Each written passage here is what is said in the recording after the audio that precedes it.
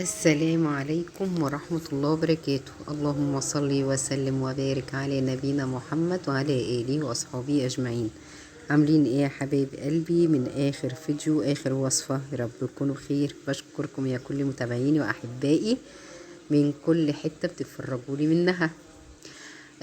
ربنا يبارك فيكم. وتعالوا بقى نشوف الوصفة دي، هي سهلة وسريعة كده، قلت أشارككم أكلة النهاردة كده يا حبيب قلبي. ممكن تعمليها على سفرة رمضان إن شاء الله، تبقى حلوة جدا جدا جدا. هنعمل طاجن مكرونة كده بالفراخ وبالبشاميل، وهنعمل هنعملها بطريقتين، هي بس نفس المكونات اللي معانا.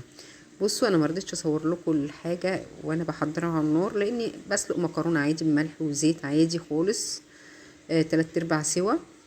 وعندي البشاميل هنا كان كيلو لبن، اول ما غلي حطيت عليه كيس بشاميل جاهز على كوبايه ميه. دوبت الاول محتويات الكيس في كوبايه ميه، ونزلت اول ما اللبن جاي يفور على طول وقلبته ويبقى بالسمك ده. والفراخ جبت صدر سليم قطعته مكعبات، تمام، ونزلته على زيت سخن جدا، خدت الصدمه. وبعد كده ملح وفلفل بس، مش اكتر ولا اقل، لغايه ما استوت مع التشويح.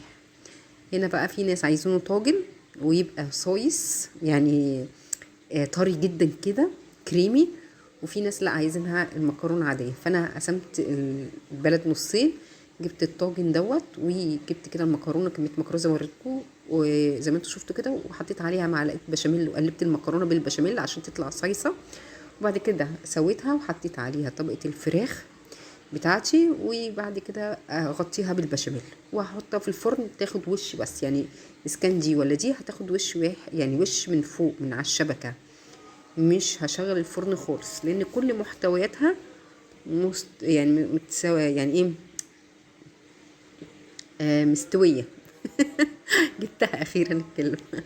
كل سنه وانتم طيبين، رمضان خلاص على الابواب يا حبيب قلبي. اللهم بلغنا رمضان، لا فاقدين ولا مفقودين يا ارحم الراحمين. بصوا بقى التانية في نفس الجريلا اللي انا عملت فيها الفراخ، ودي طلعت مش صيصه عشان ما حطيناش في المكرونه بشاميل، تمام، قلبناها بس بصوص الفراخ كده بالفراخ، تمام يا حبيب قلبي، وهنغطيها بالبشاميل. فطلعت مش صيصه، مكرونه عاديه. وغير كده بقى خدت بقى طعم التوابل بتاعت اللي كلها اللي في الجريلا بتاعت الفراخ والزيت وكده والسمنه، يعني والملح والفلفل. اخدت المكرونه طعمت بقى واتشربت من كل اللي كانت في الجريلا، تمام.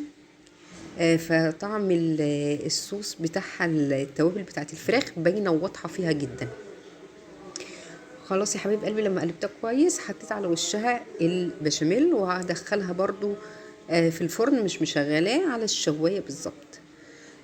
حد كان عايز البشاميل تبقى يعني غامقه شويه، وفي ناس لا عايزينها ذهبي كده خفيف، فعملت كده وعملت كده. لازم تلبي رغبات كل اللي في البيت عندك.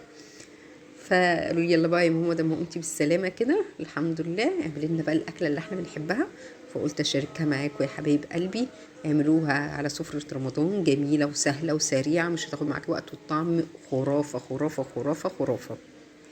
بشكر كل متابعيني اللي من السعوديه والمغرب والجزائر وتونس واسبانيا وفرنسا والاردن وتركيا.